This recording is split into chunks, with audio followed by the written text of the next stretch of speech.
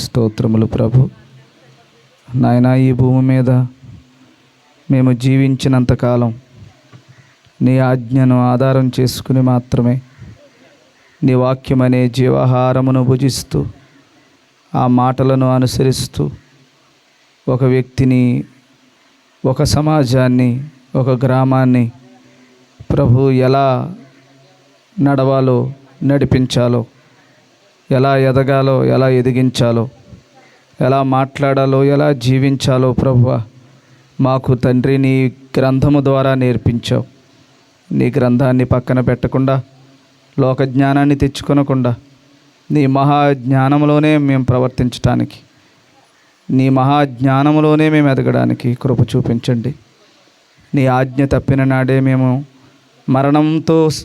మరణముతో చెలగాటమాడుతూ, మరణము పాలవుతూ, అపరాధముల చేత చచ్చిన వారం అయిపోతున్నాము గనుక నీ ఆజ్ఞ తప్పకుండా ప్రభు, నీ ఆజ్ఞ ప్రకారంగా జీవించుటలో నీ ఆత్మ సహాయాన్ని, నీ పరిశుద్ధాత్మ శక్తిని మాకు దయచేయమని ఇదిగో ప్రభువా తండ్రి, చిన్న బిడ్డ జోనాథాన్ విషయంలో నీ కృప, నీ కాపుదల తోడుగా ఉంచి ఆ బిడ్డ లోకములో ప్రభు ఉన్నతమైనటువంటి స్థితిలో గొప్పవాడిగా, పరాక్రమశాలిగా, నీ ఆజ్ఞలను అనుసరించేటువంటి నీతిమంతుడిగా ఆ బిడ్డను నడిపించమని, ఈ పుట్టినరోజును ప్రభు తన జీవితానికి ప్రభు ఆశీర్వాదకరంగా, దీవెనకరంగా మార్చమని, తల్లిదండ్రులకు ప్రభు మహాజ్ఞానాన్ని అనుగ్రహించమని, నీ దీనదాసుని ప్రభు నీ మాటలు చెప్పుటకు ప్రభువా ఇలా నిలబడి ఉండగా నీవే ప్రభు నీ దక్షిణ హస్తమును నాయన నాకు అనుగ్రహించి ప్రభు మీరే నా ద్వారా మాట్లాడి, బిడ్డలతో మాట్లాడి, కుటుంబంతో మాట్లాడి, ఇక్కడికి వచ్చిన వారందరితో మాట్లాడి ప్రభు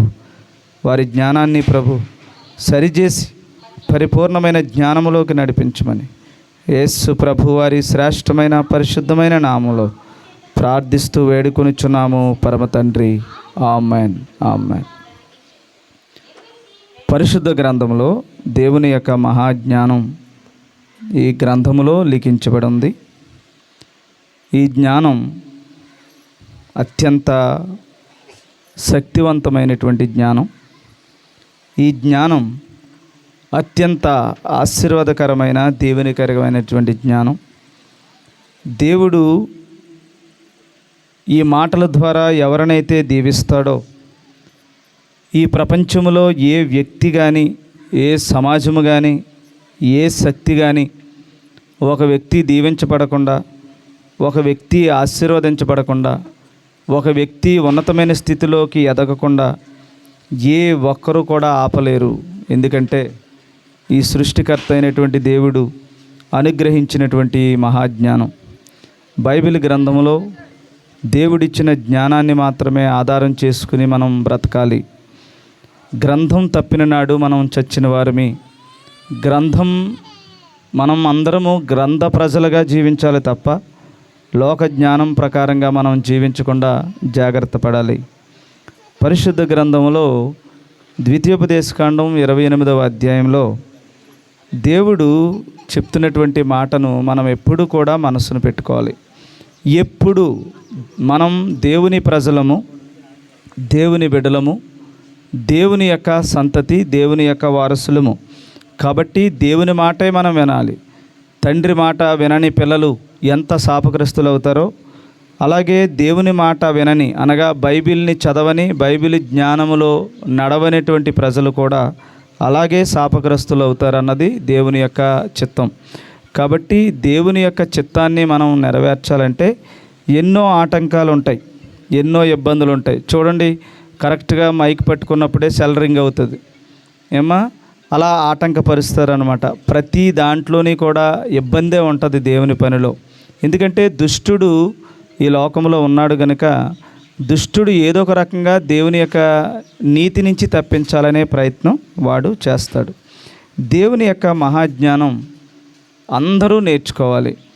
బైబిల్ లేకుండా, బైబిల్ చదవకుండా, బైబిల్ జ్ఞానాన్ని అనుసరించకుండా కూర్చోవడానికి కూడా అవకాశం లేదు. కూర్చోవడం ఎలా కూర్చోవాలో కూడా బైబిలే చదవాలి.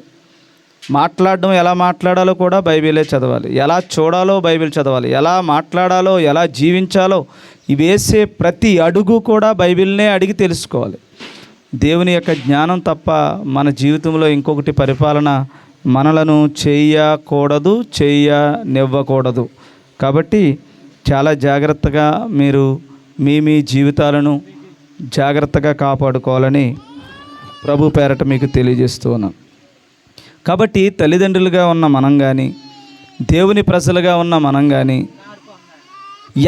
ఎప్పుడు నవ్వాలో అప్పుడే నవ్వాలి, ఎప్పుడు ఏడవాలో అప్పుడే ఏడవాలి, ఎక్కడ కూర్చోవాలో అక్కడే కూర్చోవాలి, ఏం చేయాలో అదే చేయాలి తప్ప ఇంక ఏది చేయకూడదు. అలా మన శరీరాన్ని సాధన ద్వారా సాధించుకోవాలి.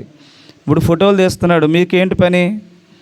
అది ఆయన పని, ఆయన చూసుకుంటాడు. మీ పని అది. ఇలాంటివన్నీ సాతాను ప్రేరేపిస్తాడనమాట మనల్ని. ఇదే జ్ఞానం అంటే.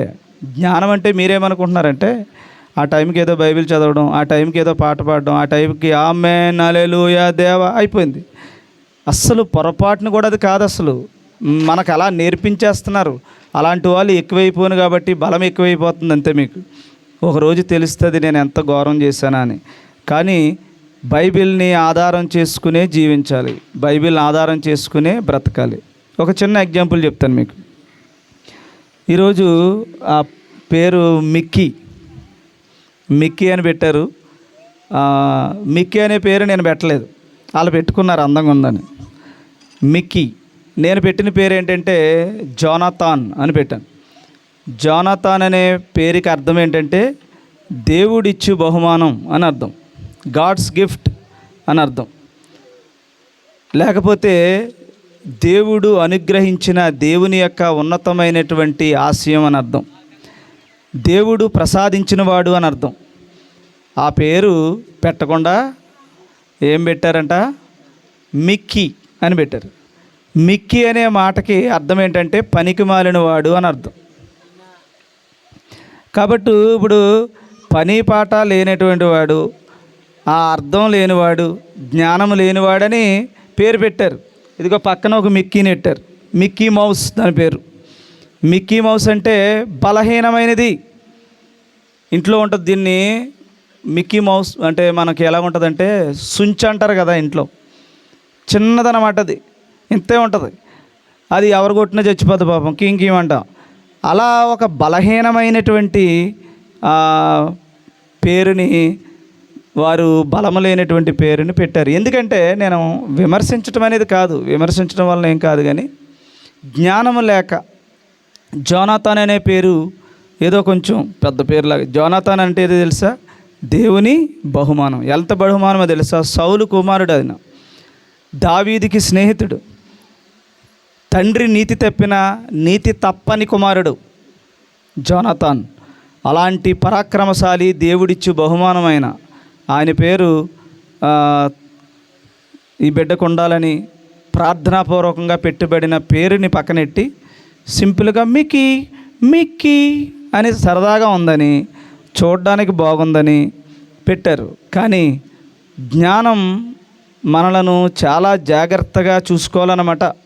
పేరు పెట్టే ముందైనా, పేరు పెట్టడం అంటే పేరు పెట్టడం కాదు, పేరు పెట్టడం అంటే పేరు పెట్టడం కాదు, ఆ పేరులో దాగి ఉన్న ఆ మహాజ్ఞానంలోకి ప్రవేశించటం, ఆ పేరులో దేవుని యొక్క శక్తిని ఆపాదించటం అని అర్థం తప్ప ఏదో మనిషి అందంగా ఉంటుంది కాబట్టి చూచు చీచి సుస్సు ఇవన్నీ చూడడానికి వినడానికి బాగుంటాయి తప్ప మనకేమీ శాపగ్రస్తులం అయిపోతాం.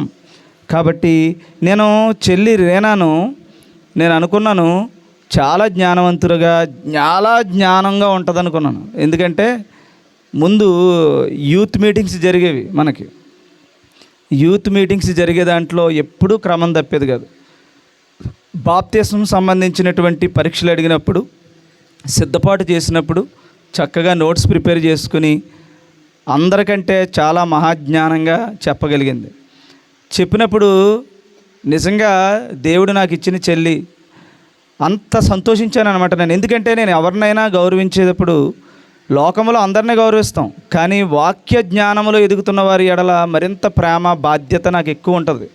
అందుకని చెల్లి విషయంలో నేను ఎన్నోసార్లు చాలా సంతోషించాను అనమాట.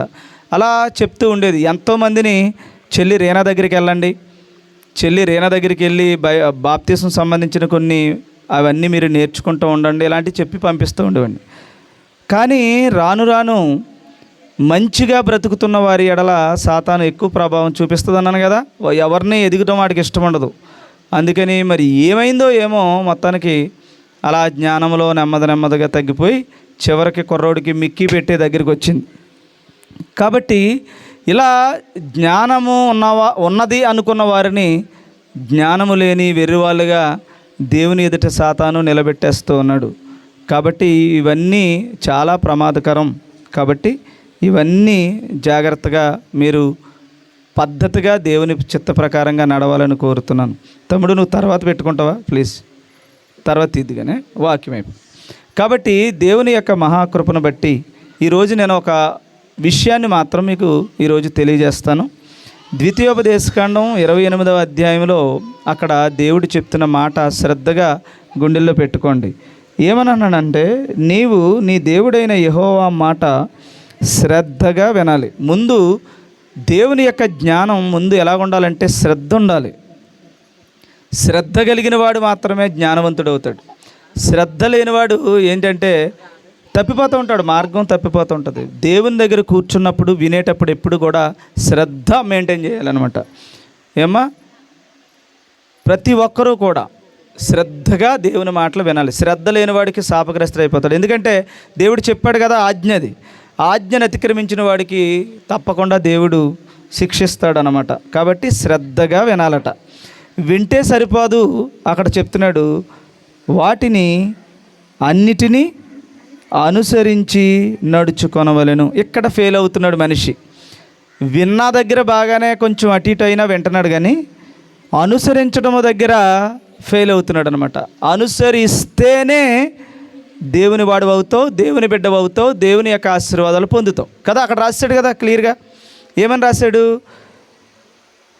నేను నీ దేవుడైన యెహోవా మాట శ్రద్ధగా విని నేడు నేను నీకు ఆజ్ఞాపించుచున్న ఆయన ఆజ్ఞలు అన్నిటినీ అనుసరించి నడుచుకొనిన ఎడల నీ దేవుడైన యెహోవా భూమి మీద ఉన్న సమస్త జనముల కంటే నిన్ను హెచ్చించును.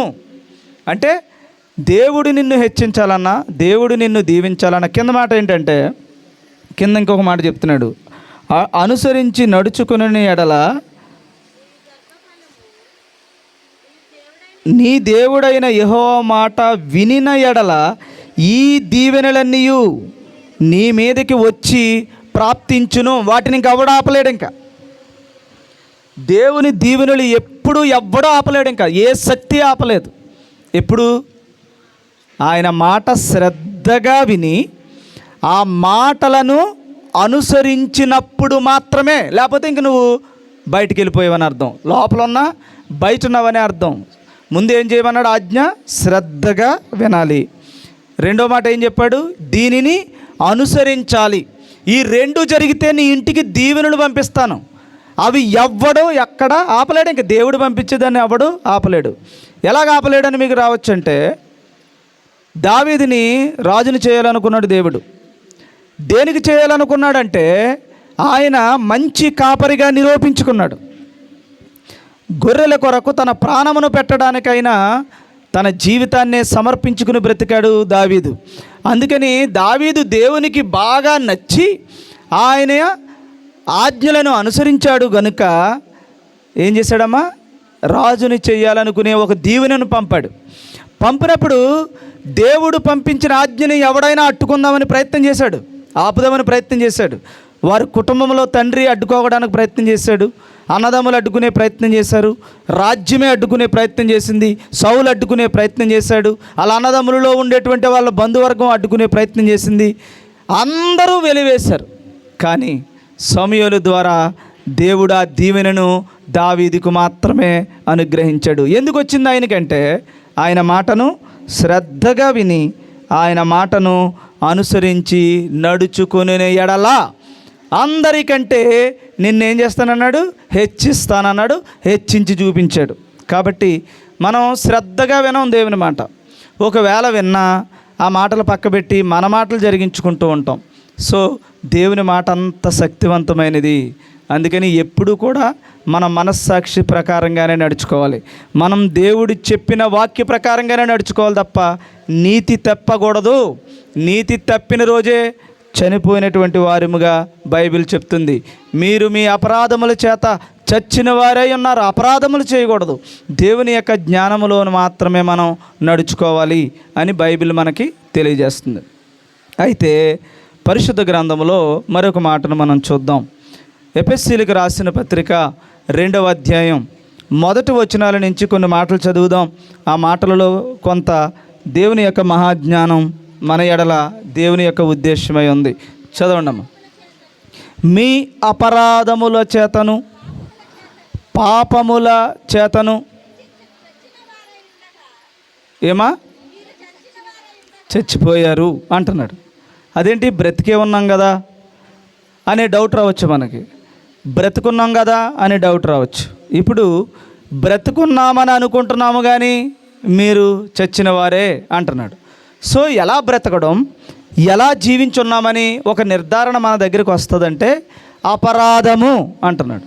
పాపము అనే ఈ 2 భాగాలలో నుంచి మనం చచ్చిన వారమో లేకపోతే బ్రతుకున్న వారమో మనం ఎస్టిమేట్ చేసుకోవాలన్నమాట. అదే కొలమానం. బియ్యం కొలిచినట్టు, నీరు కొలిచినట్టు, లేకపోతే డబ్బులు కొలిచినట్టు, డబ్బులు లెక్కెట్టినట్టు కొలమానం ఉంటుంది దానికి. 1, 2, 3, 100, 200, 300 ఎలా కొలమానం ఉందో నువ్వు చచ్చావో బ్రతుకావో అనడానికి లోక జ్ఞానం అయితే బతికావంటది. దేవుని జ్ఞానంలో కొలుసుకోవాలన్నమాట. ఎలా కొలుస్తాం ఏంటి అంటే దేవుడు మనకి ఆజ్ఞ ఇచ్చాడు. ఆజ్ఞలు ఇచ్చాడు బైబిల్లో.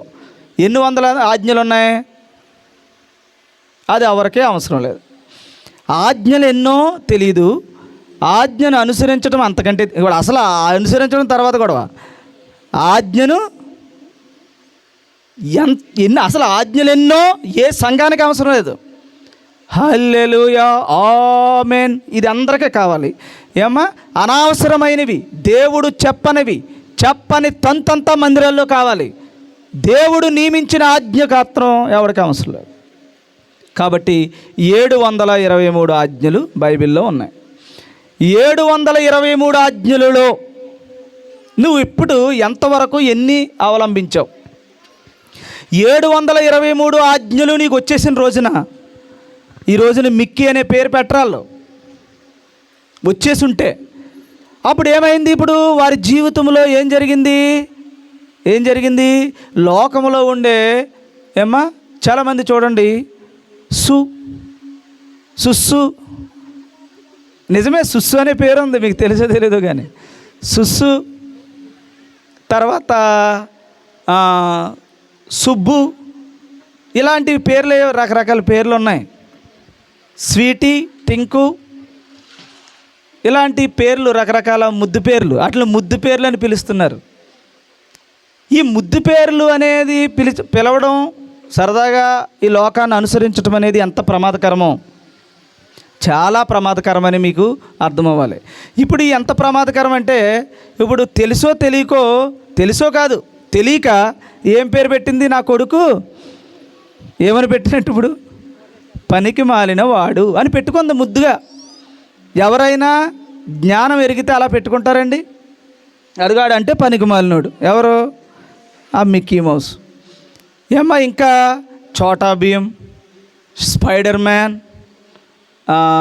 ఐరన్ మ్యాన్, ఇంకా ఏవో రకరకాల మ్యాన్లు ఉన్నారు.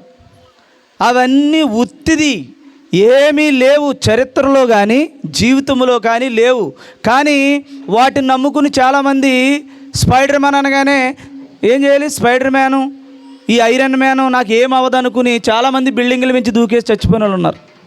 వాటిని అనుసరించి ఫాలో అయి చనిపోయిన వాళ్ళు ఉన్నారు.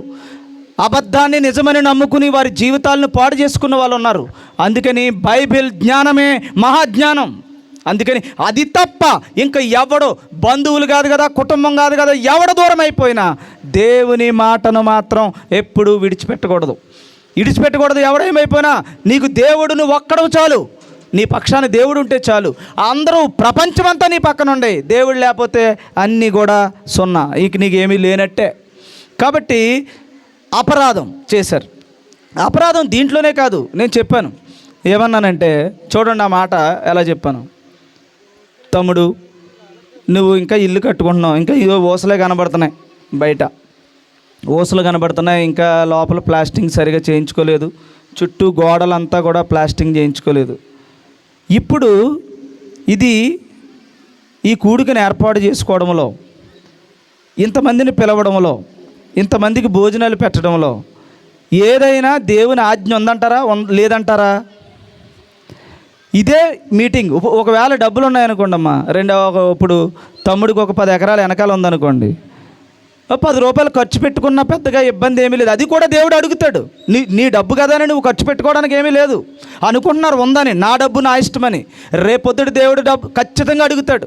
కానీ ఇది ఇలా ఖర్చు పెట్టుకోవడం వల్ల ఇప్పుడు ఏం చేయాలి? ఇంత ఖర్చు పెట్టాను నేను, ఊరందరిని ఇక్కడ కూర్చోబెట్టాలి, కూర్చోబెట్టి దేవుని మాటలు వినిపించాలన్నప్పుడు ఇది దేవుని జ్ఞానం. ఇప్పుడు వచ్చిన వాళ్ళందరికీ భోజనాలు సిద్ధపాటు చేశారు, కానీ దేవుని యొక్క చిత్తాన్ని ఇక్కడ ఏమీ నెరవేర్చలేదు. అందుకని ఇప్పుడు ఆ డబ్బుల్లో ఎంతో కొంత, ఎంత లేదన్నా ఒక 50,000 ఖర్చు అవుద్దా దీనికి, ఒక 20,000 ఎంతో భోజనానికి అవుతుంది. తర్వాత ఈ సౌండ్ సిస్టమ్, ఈ స్టేజ్ ఎంత తక్కువలో తక్కువ ఇచ్చినా ఎంతలోకి అంత మొత్తానికి ఒక 40,000-30,000 50,000 అవుతుంది. ఆ 50,000 ఉంటే ఏమ్మా, అందులో ఆ పిల్లోడికి ఉపయోగపడను, ఆ ఇంటికి ఉపయోగపడను. ఇందాక అడిగాను దీని మీద ఏమన్నా అప్పు ఉందా అని. అప్పు ఉందట. ఆ ఇంటి మీద అప్పు ఉంది, దీంట్లో అప్పు ఉంది.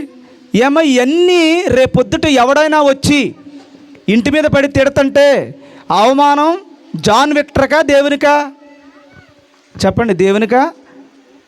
దేవునికేనా? దేవునికి అవమానం. ఏంటి? జ్ఞానము లేని పనులు. ఇప్పుడు అనుకోవచ్చు, ఇదేంటి నా కొడుకు మొట్టమొదటి పుట్టినరోజు నేను ఘనంగా చేయాలి కదా అని అనుకోవచ్చు. ఇది కాదు ఘనమైనది. దేవుని కొరకు పెంచు, దేవుని యొక్క జ్ఞానంలో పెంచు. వాళ్ళు ఏమనుకుంటారు, వీళ్ళు ఏమనుకుంటారు, వాళ్ళు ఎవరండి అనుకోవడానికి? రేపొద్దున నీకు ఎవడన్నా వచ్చి నీ ఇంటి ఎదుట నిలబడి ఎరా ఎందుకు కట్టలేదని అడిగితే ఈ నలుగురికి అవసరం లేదు. ఇప్పుడు అంతా అయిన తర్వాత, తినిన తర్వాత లాస్ట్లో సాంబార్లు ఉప్పు తక్కువైంది అంటారు. ఎంత పెట్టు, ఎన్ని చేయి, నిన్ను నిందించేవాడే తప్ప ఎవడో నువ్వు చిదిగిపోతే ఎవడో చూసేవాడు లేడు. నీకు అందులోకి ఎవరు సపోర్ట్ చేసేవాళ్ళు లేరు. నీ వెనక ముందు తక్కువ, నీకు స్ట్రెంగ్త్ లేదు.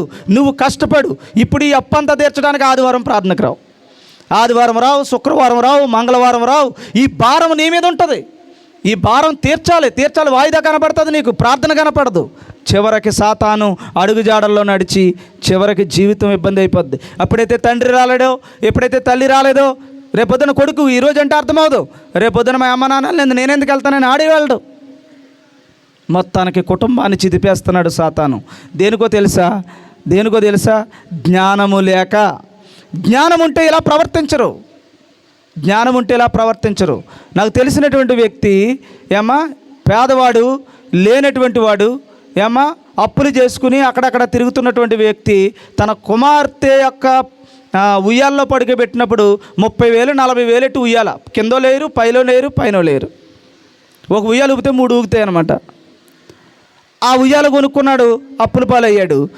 అదే బాగా కోటీశ్వరుడైనటువంటి వ్యక్తి మాత్రం మా ఇంట్లో 1,300 1,200 ఎట్టి ఉయ్యాలు కొన్నాడు.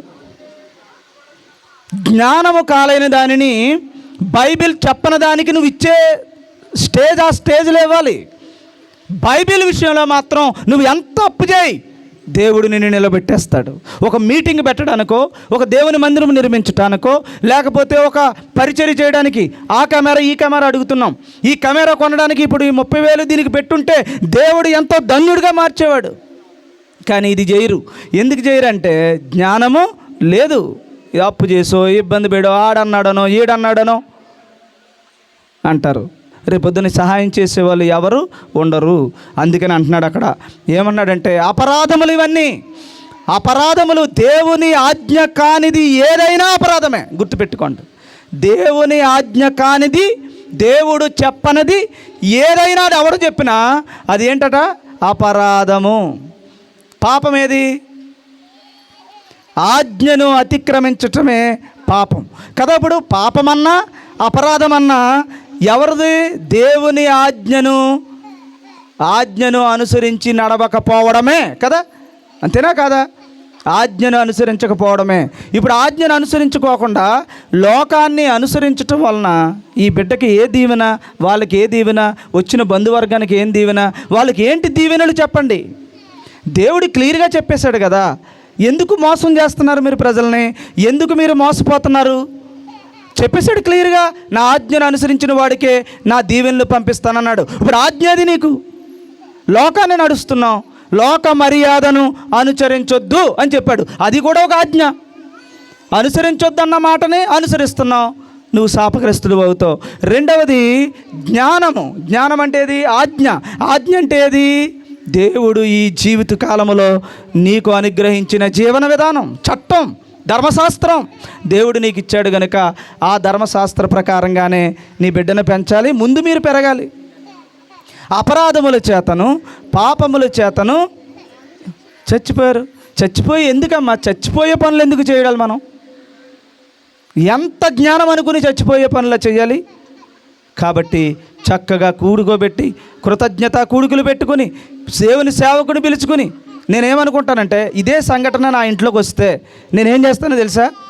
నాకున్న పరిస్థితిని చూసుకుని నేను నలుగురిని పిలుచుకుంటాను, అందరినీ పిలుచుకుని ఇంట్లో కూర్చోబెట్టి, లేకపోతే చక్కగా కూర్చోబెట్టుకుని ప్రార్థన చేయండి అమ్మా నా బిడ్డ కొరకు అని ప్రార్థన చేయించుకుని ఒక కేక్ తెచ్చుకుని, ఒకవేళ మరి కేక్ అవసరమైతే కేకు డూకు ఏమీ లేవు, ఆ కేక్ అయినా పోనీ ఏదో ఫోటో కోసం నువ్వు కావాలనుకుంటే ఎవరైనా ఫోటో స్టూడియోని పిలిపించుకుని ఓ 2-3 ఫోటోలు తీసుకుని నా కొడుకు మొదటి పుట్టినరోజు అని చక్కగా చేసుకుని దేవుని దీవెనలు పొందుకుని చేసేవాడిని. ఇప్పుడు ఇవన్నీ ఎక్స్ట్రా ఇవన్నీ పెట్టుకోవడం వల్ల ఎవరిస్తారు చెప్పండి?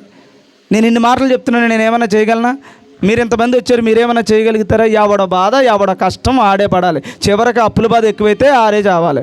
ఇప్పుడు ఇంత పోగేసి ఇంత చేసి ఇంత ఎంకరేజ్ చేసిన వాళ్ళు ఏమ్మా ఎక్కడైనా పడిపోతే నా జీవితం ఇలాగ అయిపోయిందిరా అని అక్కడ డొక్కేసి అక్కడ పడుకుంటారు. వాళ్ళకి ఏమి సంబంధం లేదు. నీ జీవితము నీవే. ఆజ్ఞ అయితే ఎంతైనా పరిగెట్టు, నీ వెనకాల దేవుడు ఉన్నాడు. ఆజ్ఞ కాకపోతే ఎట్టి పరిస్థితుల్లోనూ కూడా అపరాధములు పాపముల చేత చచ్చిన వారుగా ఉండొద్దని నేను మీ అందరికీ తెలియజేస్తున్నాను. తర్వాత చదవండి అమ్మా, చదవండి, కంటిన్యూ చేయండి. ఆయన మిమ్మును క్రీస్తుతో కూడా, క్రీస్తుతో ఎలా బ్రతికించాడు? క్రీస్తుతో బ్రతకడం అంటే ఏంటి? క్రీస్తుతో బ్రతకడం అంటే ఏంటమ్మా అంటే క్రీస్తు లోకమును త్యజించాడు, గుర్తుపెట్టుకోండి. లోకమును ఎదిరించాడు, గుర్తుపెట్టుకోండి. లోకములో ఆయన లోకమును అనుసరించలేదు, గుర్తుపెట్టుకోండి. దేవుడు ఏదైతే తండ్రి అయిన దేవుడు ఏది యేసు ప్రభువుకు నిర్ణయించాడో ఆ నిర్ణయించే క్రమంలో తన ప్రాణాన్నైనా దేవుని కొరకు సమర్పించుకున్నాడు. అందుకై క్రీస్తు మరలా పునరుత్థానుడై తిరిగి లేచాడు, పునరుత్థానుడయ్యాడు. మరణములో ఉన్నవాడు మరణము లేని స్థితిని సంపాదించాడు. అలాగే మీరు కూడా ఏమవ్వాలి? క్రీస్తు విషయమై ఏమవ్వాలి? మనం క్రీస్తు విషయమై చదవండి అమ్మా. అది మిమ్మును క్రీస్తుతో కూడా బ్రతికించెను. అంటే బ్రతికించడం అంటే ఏంటి? ఇక్కడ కాంటెక్స్ట్లో అపరాధములు కానీ పాపములు కానీ అనగా ఆజ్ఞను అతిక్రమించకుండా అనుసరించి నడిచే క్రీస్తు విషయమై మనం కూడా లేపబడతాం. అంటే ఇప్పుడు క్రీస్తు ఏది ఫాలో అయ్యారో, యేసు ప్రభు కానీ అపోస్తులు కానీ భక్తులు కానీ ఏ ఆజ్ఞనైతే అనుసరించి నడిచారో అలాగ నడిచిన వాళ్ళందరూ కూడా ఏమయ్యారు? క్రీస్తు విషయమై క్రీస్తులా మరలా ఏమయ్యారు? బ్రతికారు. ఎందులో బ్రతికారు? ఆజ్ఞలో బ్రతికారు. ఆజ్ఞలో బ్రతికారంటే ఏంటి? అనుసరించారు. ఇప్పుడు వాళ్ళకి ఏమొస్తుంది? దీవెనలు వస్తాయి. దీవెన అంటే అది ఆజ్ఞను అనుసరించి నడుచుకుని ఎడల నీకు ఈ దీవెనలన్నీ ప్రాప్తించును, వచ్చును, ఇంకా తిరిగి లేదని చెప్తున్నాడు దేవుడు. ఆజ్ఞను అనుసరించలేని వాడికి శాపగ్రస్తుడని ఆ తర్వాత వచనాలు మీకు కనిపిస్తాయి అందులో. కాబట్టి క్రీస్తు విషయమై బ్రతికాను. ఏటిని? ఈ బ్రతికించే విషయములను చేయిచు వాయుమండల సంబంధమైన అధిపతి అంటే ఎవడో? సాతాను. వాయుమండలంలో ఉన్నాడట. ఏమా ఇదంతా వాయుమండలమేనా? గాలి. ఈ అందరూ గాలి ఎట్టుకుందండి అంటారు, గాలిలోనే ఉన్నాడు. వాయుమండలంలో ఈ మనకు తెలియని మనకి కనబడని మహాశక్తి ఎవడు తిరుగుతున్నాడు? సాతాను తిరుగుతున్నాడు. సాతాను తిరుగుతున్న కారణంగా వాడేం చేస్తాడు? 2 కొమ్ములుండి నల్ల డ్రెస్ వేసుకుని చీకట్లో వచ్చి భయపెట్టి, శ్మశానంలో కూర్చుని భయపెట్టి, జ్వరం వచ్చేలా భయపెట్టి అండాడు. ఇదంతా మాయా డ్రామా, సాతాను ఆడుతున్నటువంటి ఒక పన్నాగం. అది గుర్తుపెట్టుకోండి. ఆజ్ఞను అతిక్రమించేలా చేయడమే, నీతి తప్పేలా చేయడమే. లేకపోతే ఇన్ని చెప్తున్నా ఇన్ని మాటలు గాలికి ఎందుకు పోతున్నాయి అనుకుంటున్నారు? వాయుమండలంలో దురాత్మ సమూహం తిరుగుతోంది. ఇదంతా సాతాను ప్రభావం ఉంటుంది. ఇదంతానే చదవమ్మా. వాయుమండలములో అధిపతి అనగా అవిధేయులైన ప్రేరేపించు శక్తిని, అధిపతిని అనుసరించి ఈ ప్రపంచానికి ఒక ధర్మం ఉంది, ఈ లోకానికి ఒక ధర్మం ఉంది, ఈ యుగానికి ఒక ధర్మం ఉంది. ఇప్పుడున్న మనుషులకి, లోకములో నడుస్తున్న ప్రతి మనిషికి ఒక ధర్మం ఉంది. ఏంట్రా ధర్మం? నాన్నగారు చనిపోయి భోజనాలు ఎట్టండి, దిన కార్యక్రమం చేయండి, పెద్ద కర్మ చేయండి, లేకపోతే ఎదుర్రండి, లేకపోతే ఇదిగో మొదటి పుట్టినరోజు ఏదో తంతు. కానీ ఈ లోకానికి ఒక తంతు ఉంది, ఈ లోకానికి ఒక ధర్మం ఉంది. కానీ దేవునిలోకి వచ్చిన తర్వాత లోక ధర్మాన్ని అనుసరించకూడదు. గుర్తుపెట్టుకో. నువ్వు ఇది చేసావా చచ్చావు, అది చేసావా ఇంకా దేవుడు ఉమ్మేస్తాడు. గుర్తుపెట్టుకోండి. ఒకదానికి ఏదో దానికి స్టిక్ అని అవ్వాలి. ఇదా అదా, అదా ఇదా, ఇటా అటా, ఏదో ఒకటి తేల్చుకోవాలి. దాన్ని రెండూ చేద్దామంటే దేవుడు మాత్రం ఇష్టపడడు. కాబట్టి లోక ధర్మాన్ని అనుసరిస్తున్నారట. అనుసరించేలాగా ఎవడు ప్రేరేపిస్తున్నాడు? వాయుమండలంలో ఒక అధిపతి ఉన్నాడట, వాయుమండలంలో దురాత్మలు ఉన్నాయట. ఈ దేవుని ఆజ్ఞను అనుసరించనివ్వకుండా ఆటంకపరుస్తుందట ఈ దురాత్మ. ఆడికి ఏదిరా పని అంటే ఆజ్ఞను అనుసరించకుండా చేయడమే. అంటే ఏంటి? దీవెనలు నీకు రాకుండా చేయడమే. అప్పుడు పాస్టర్ గారు, దేవుడు నిన్ను దీవించునుగాక, వస్తుందమ్మా? దేవుడు దీవించునుగాక అని పాస్టర్ గారు అంటే వస్తుందా? పాస్టర్ గారు ఏమన్నా? పాస్టర్ గారికే దీవెన ఉండదు. ఎందుకని? పాస్టర్ గారు అయినా ఆజ్ఞను అనుసరించి నడవాల్సిందే. ఆజ్ఞలోనే దీవించాలి తప్ప ఆజ్ఞను అతిక్రమించే వాడిని సేవకుడు దీవిస్తే సేవకుడు శాపగ్రస్తులు అవుతాడు, సేవకుడితో పాటు సంఘం శాపగ్రస్తులు అవుతాయి. ఇది నియమం అండి, బైబిల్ నియమం. ఇది బైబిల్ని పక్కన పాడేసి సొంత ఆటలు ఆడతారేంటి? ఇవన్నీ అస్సలు కుదరదు. కాబట్టి వాయుమండలంలో దురాత్మ ఉంది, వాయుమండలంలో దురాత్మ శక్తులు ఉన్నాయి. ఆడు అధికారి ఉన్నాడు, అధికారికి సేవకులు ఉంటారు.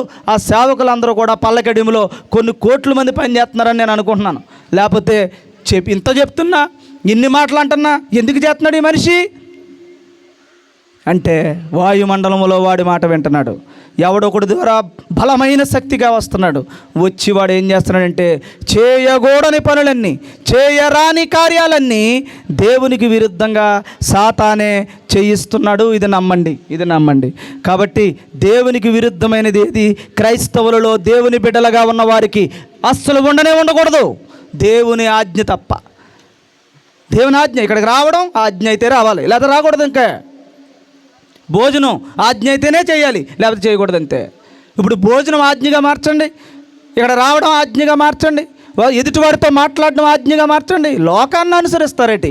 లోకంలో బోల్డ్ తంతులు ఉన్నాయి, బోల్డ్ గొప్పలు ఉన్నాయి, బోల్డ్ కార్యాలు ఉన్నాయి. ఇవన్నిటి వల్ల అపరాధముల చేత చచ్చిన వారము, చచ్చిన శవాలని అర్థమయ్యి బ్రతుకుట మట్టుకు బ్రతుకుతున్నారు, కానీ మీరు చచ్చిన వారే అని బైబిల్ చెప్తుంది. కాబట్టి మీరు ఏం చేసినా అది ఆజ్ఞ కాదా చెక్ చేసుకోండి. ఆజ్ఞ అయితే చేయండి. అసలు మరి చెక్ చేసుకుంటాకు అసలు ఆజ్ఞనే ఇన్ని ఆజ్ఞలు ఉంటాయనేది వెళ్దు కదా మనకి. నేను రాసుకున్నాను. నేను బాప్తిసం తీసుకుంటున్నప్పుడు, నేను బైబిల్ చదువుతున్నప్పుడు ఎన్ని ఆజ్ఞలు ఉంటాయో అన్నీ రాసుకున్నాను. ఆజ్ఞలన్నీ రాసుకున్నాను. అందుకని ఒక వ్యక్తితో మాట్లాడినప్పుడు ఆజ్ఞ అయితేనే మాట్లాడతాను, మిగతా విషయాలు నాకు అనవసరం. దేవునికి విరుద్ధమైన ఆ ఆజ్ఞను పాడు చేసే లక్షణాలు వస్తేనే మాట్లాడతాను, లేకపోతే నాకు అనవసరం. దేవుని యొక్క చిత్తం ఏదో అది మాత్రమే చేయాలి. భార్యతోనైనా అదే, పిల్లలతోనైనా అదే, అన్నం తినేటప్పుడైనా అదే, వచ్చేటప్పుడైనా అదే, ఎప్పుడైనా అదే.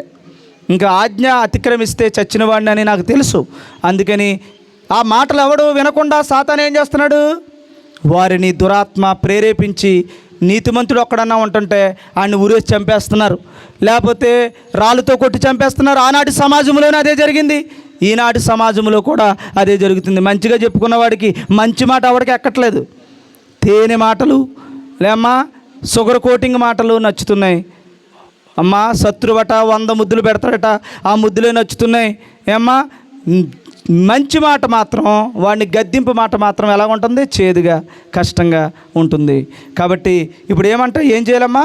వాయుమండలంలో ఉన్న అధిపతిని దురాత్మను మనం ఏం చేయాలి? ఆజ్ఞ అనే విషయములో వాడిని మనం ఎదురించి నిలబడగలగాలి. ఇది దేవుని యొక్క చిత్తం. చదవమ్మా.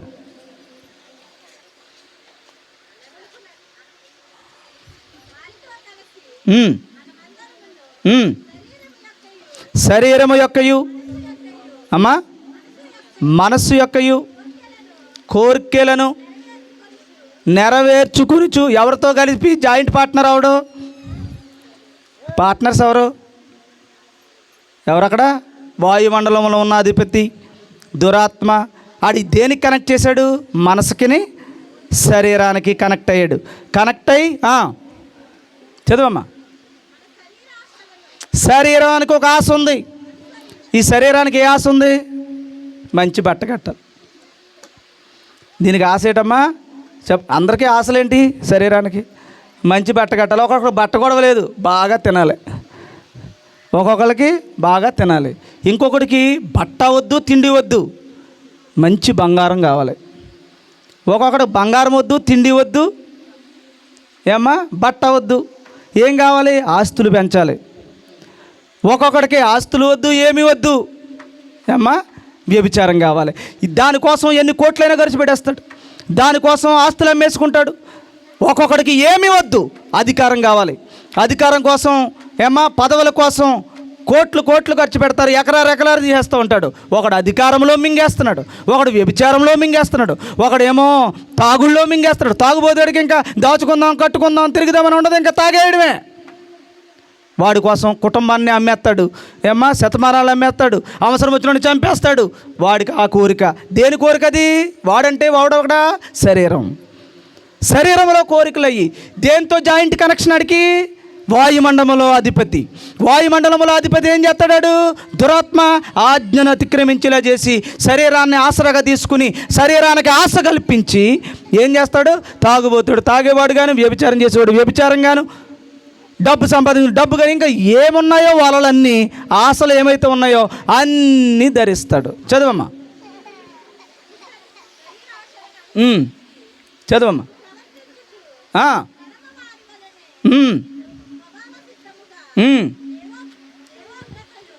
దేవుని యొక్క ఉగ్రతను పాత్రులైపోతున్నారు, దేవుని కోపానికి బలైపోతున్నారు. దేవుడి అనుగ్రహించే నాశనానికి దీవెనలు పొందాల్సిన వాడు ఏమైపోతున్నాడమ్మా?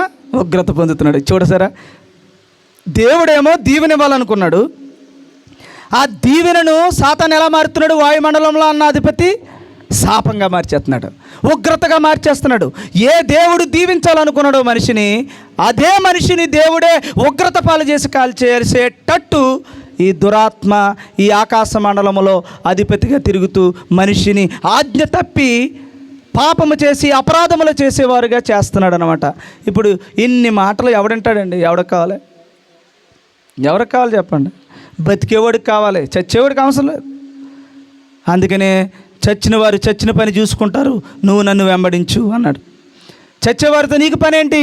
వాళ్ళ కార్యాలన్నీ చచ్చే కార్యాలు ఉంటాయి, నువ్వైతే నన్ను వెంబడించు అన్నాడు. అయ్యో మా నాన్న మా కుటుంబ సభ్యులు అనుకుంటే, లేదు వాళ్ళ సంగతాలు చూసుకుంటారు, కార్యక్రమం అయిపోద్ది అని చెప్పాడు. లేదండి మేము అదే చేస్తాం, దాన్ని వదలం మేము ఇంకా అని మొదటి కర్మ రెండో కర్మ మొత్తం మొదలెడుతున్నారు. మొత్తం దానికోసం అప్పులు పాలయ్యేదాకా కుటుంబాలని పీడిస్తూ ఉన్నారు, ఆజ్ఞను అతిక్రమిస్తూ ఉన్నారు. అలా చెప్తున్నాడు అనమాట. చివరికి ఉగ్రత వచ్చింది వాళ్ళకి. ఎవరికి? దీవెన రావాలనుకున్న వాడికి దేవుడే ఉగ్రతను పంపించే స్థితి వచ్చేసింది. ఎందుకని? వాయుమండలాధిపతితో వీడేమయ్యాడు? వాడి ఆశలను, వాడి శరీర మనస్సు ఆశలను వీడి ప్రేరేపిస్తున్నాడు, వీడేమో అనుసరిస్తున్నాడు, ఆజ్ఞను పక్కన పెట్టాడు. చదవమ్మా. అయినను దేవుడు కరుణా సంపన్నుడై ఇప్పటికీ మించిపోయింది లేదు. ఇప్పటికీ నువ్వు అలాంటి వాడువైనా ఇప్పటికీ దేవుడు కరుణామయుడు, కరుణా సంపన్నుడు గనుక ఉండి మనము మన అపరాధముల చేత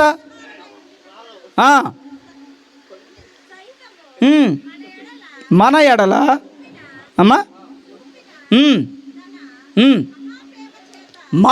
మహా ప్రేమ చేత మనలను క్రీస్తుతో కూడా బ్రతికించెను.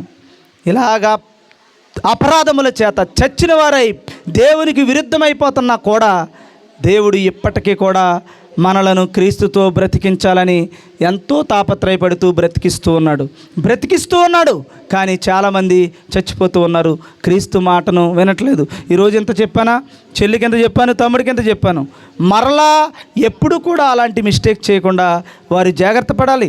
ఆజ్ఞను గుండెల్లో వేసుకోవాలి, ఆజ్ఞను బాసికంగా కట్టుకోవాలి, ఆజ్ఞను చేతులకు కట్టుకోవాలి, ఆజ్ఞను కాలుకి కట్టుకోవాలి, హృదయంలో పెట్టుకోవాలి. ఆ మాటల ప్రకారంగానే జీవించాలి. అసలు కట్టుకోవడానికి తాడేది మనకి?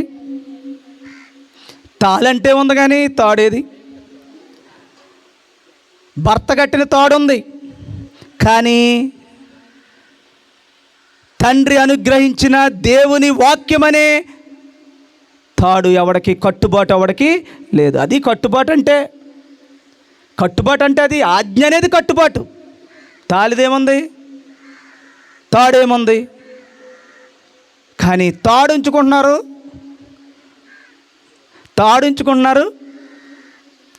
చెప్పండి.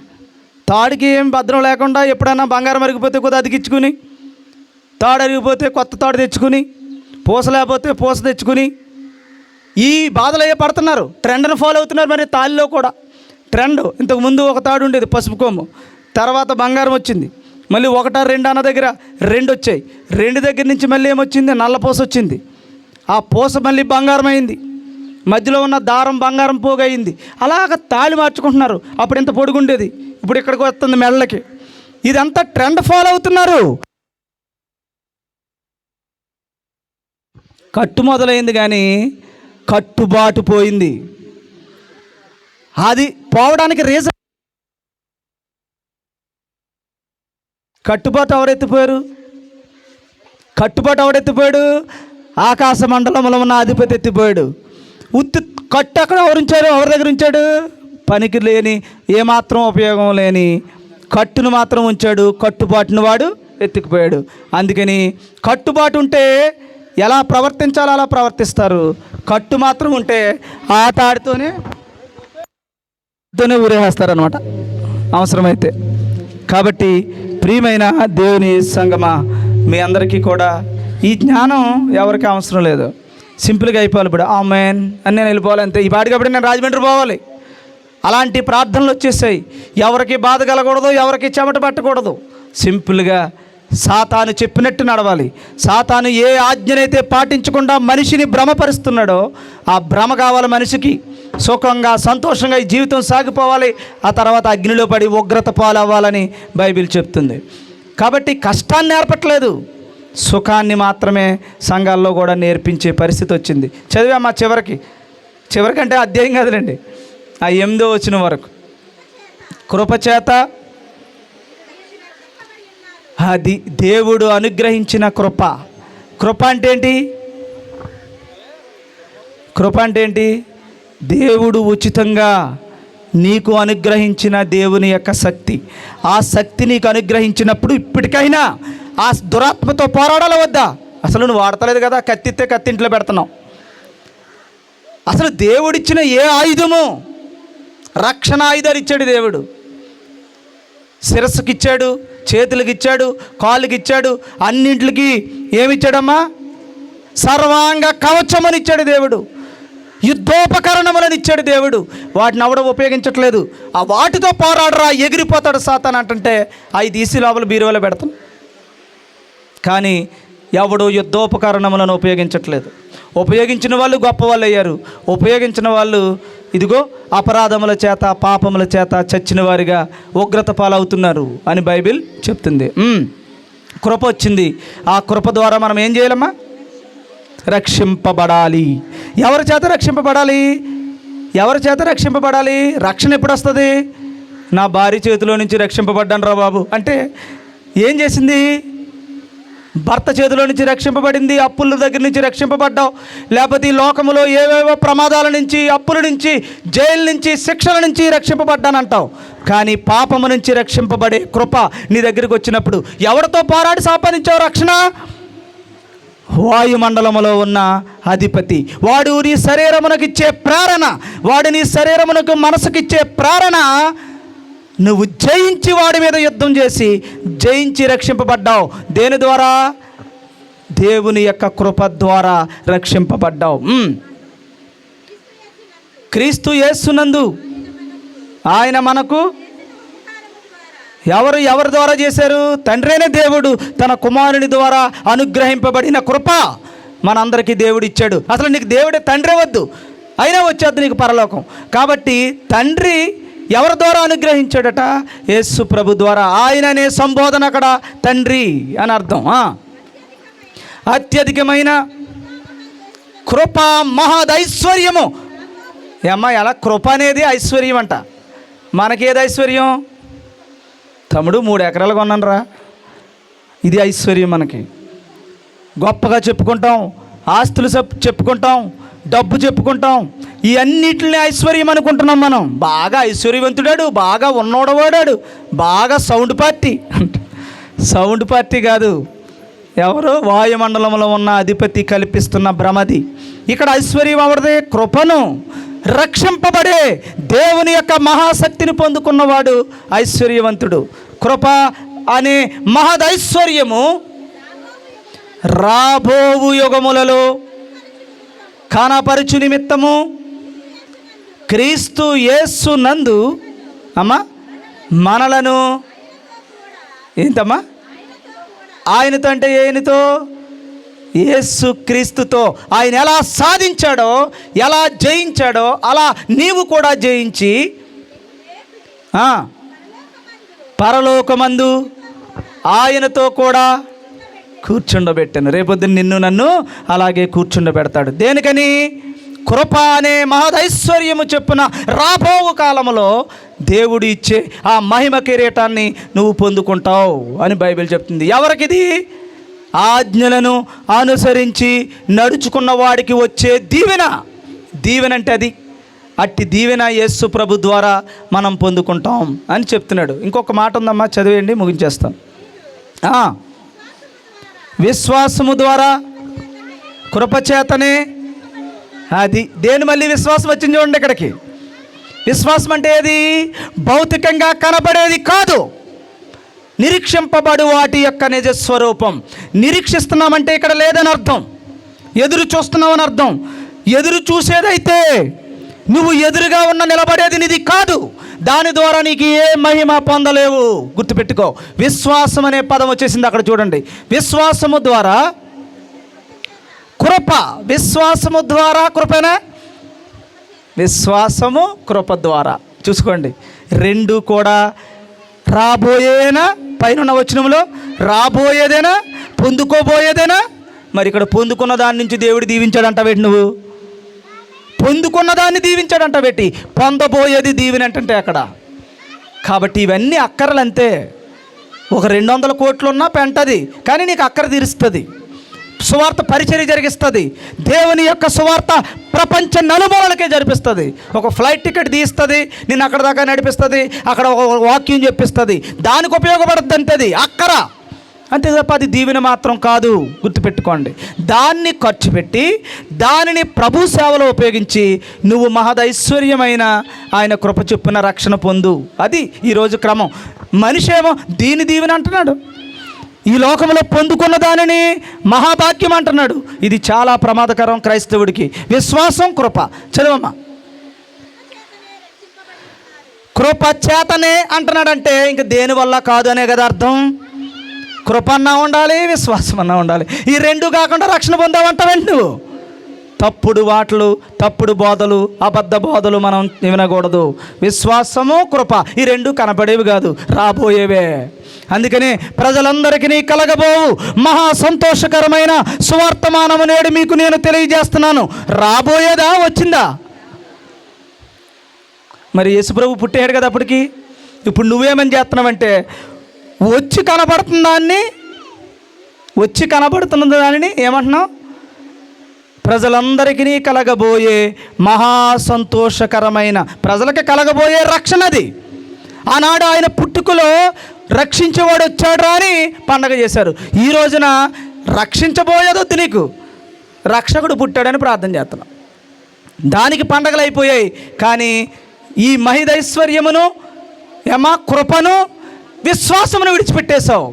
ఇంకా దేవుడు చెప్పని భాగంలో అందరూ కూడా చేస్తున్నారు. అది రాబోయేదేనమ్మా? అక్కడైనా రాబోయేదేనా?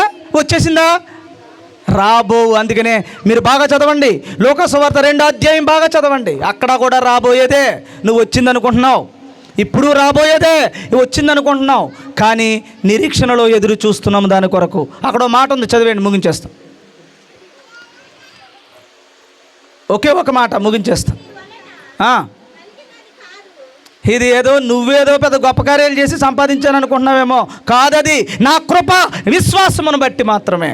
నేను నిన్ను ఎన్నిక చేసుకుని వాయుమండలంలో ఉన్న ఆ దురాత్మను నేనిచ్చే ఆయుధము ద్వారా జయిస్తున్నావు. నీ వల్ల అయితే వాడి వల్ల కాదు అని చెప్తున్నాడు అనమాట. ఇప్పుడు నువ్వు చేయాల్సింది ఏంటో చెప్పేస్తున్నాడు అక్కడ. చదవమ్మా. నువ్వు చేయాల్సింది ఏదో చెప్తున్నాడు. కాదు మరి అమ్మా, దేవుని వలనే అని వదిలేదు. ఇంకోటి చెప్తున్నాడు నీకు అక్కడ. అదేంటో చూడండి.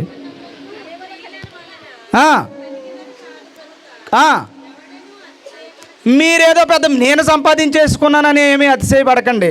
నేను కృపను మహదైశ్వర్యమును నీకు ఇచ్చాను కాబట్టి వాడు ఓడిపోతున్నాడు, కానీ లేకపోతే నీ సామర్థ్యంతో ఏమీ ఓడిపోతలేదు. అందుకని ఎక్కడ పెద్ద అతిశయించుకో. అతిశయిస్తే నాయందే అతిశయించు అని చెప్తున్నాడు. ఆ పాయింట్ మిస్ అవుతున్నారు. లాస్ట్ పాయింట్ చదవమ్మా. అదే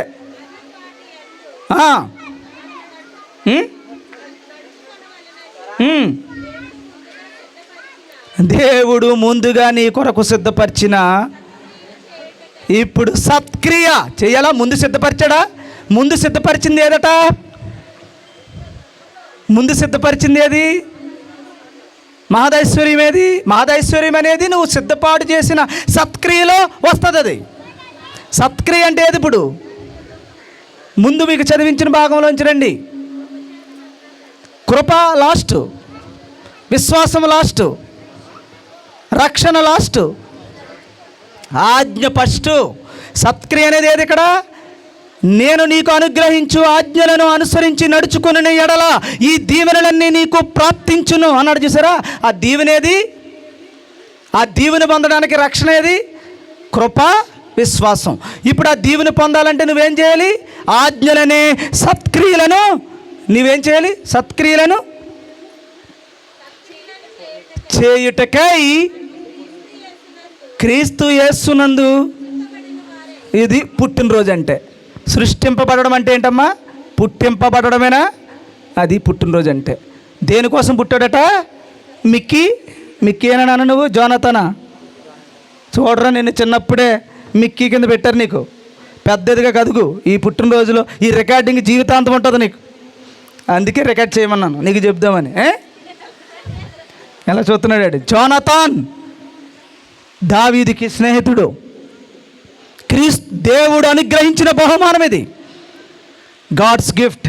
అలా దేవునికి ఇష్టంగా ఈ బిడ్డ పెరగాలి, పక్కనున్న బొట్టు చెరగాలి. చెరిగేదేమో చెరగకపోతే లోక మర్యాద వాయుమండలములో ఉన్న దురాత్మ అధిపతికి లోబడిన వారని అర్థం. అది చెరిగిన రోజున ఆజ్ఞను అనుసరిస్తున్నారని అర్థం. కాబట్టి లోకాన్ని ఫాలో అవ్వకండి. ఎవరు లోకాన్ని ఫాలో అయినా అపరాధముల చేత పాపముల చేత చచ్చిన వారై ఉన్నారు.